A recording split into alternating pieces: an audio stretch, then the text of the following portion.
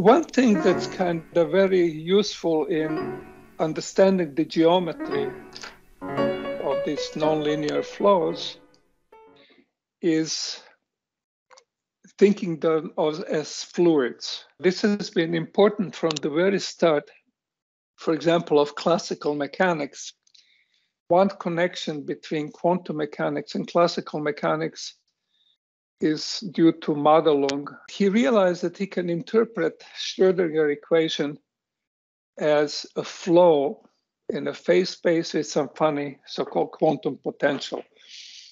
A useful way to think of the whole subject of continuous evolution dynamical system is to say that in that state space, there are states, these representative points. Each one follows the law, and depending where they start at, the law does slightly different things. You know this from mechanics, right? But you follow the law. Nearby initial conditions might stay nearby for a while, then they might go someplace. And you can classically define the region, which we'll call the manifold to be any set of state space points. And this is a connected volume of the same dimension as the state space, which we call initial set of points. They all march together.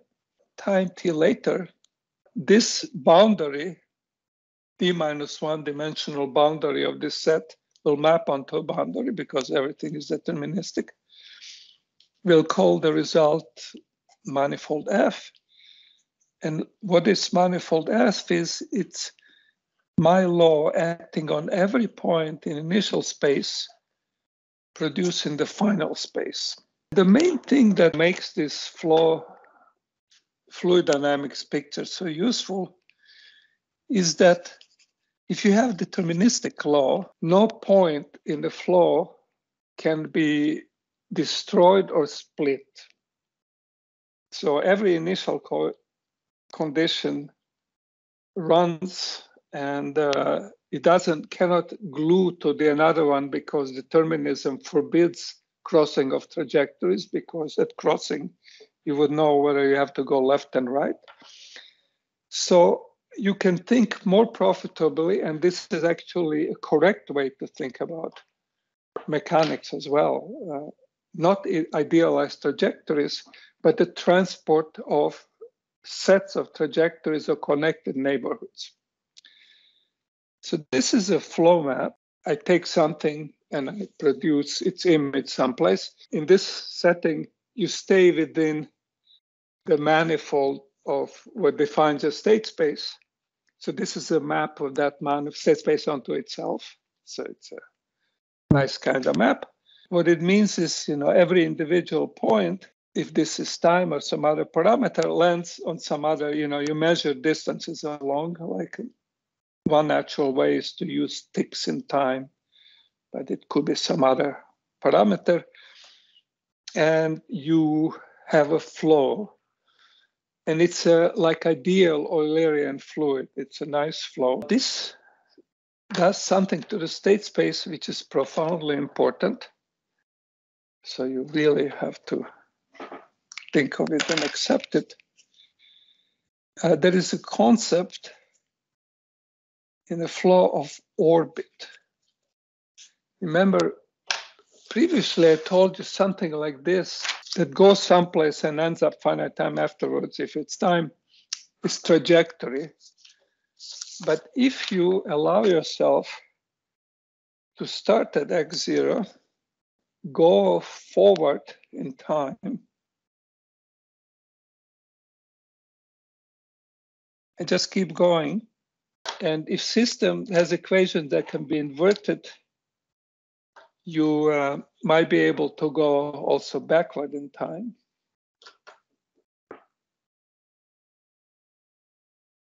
So you can find your unique predecessors in that case, your ancestors and descendants, backward in time. And I'll call this set of points, it's a set of points every point same dimensionality as state space, which I will call M, a set within state space M, labeled by one point on it, x0. And now what I do is I make it infinite.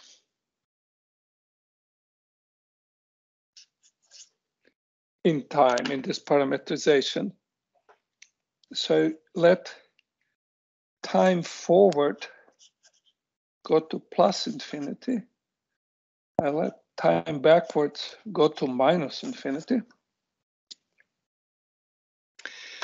And I will get something, and it's going to be weird because I told you that you expect your state space to be bounded spaces usually. You don't want temperatures or whatever else, your chemicals to go off to infinity, so that tends to be bound. So this is going to be line, very low dimensional object if you're in 100 dimensions. But this line will have to, stay in there, so it'll have to fold like a genome of a virus in a virus or something.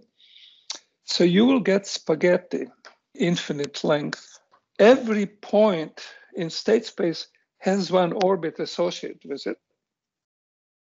So your state space, which you thought of as innocently, just set of points where you can be, the moment you have an evolution law, deterministic evolution law, it becomes a union of spaghetti. Mathematically, you call this union of all these sets, mx, over all x's.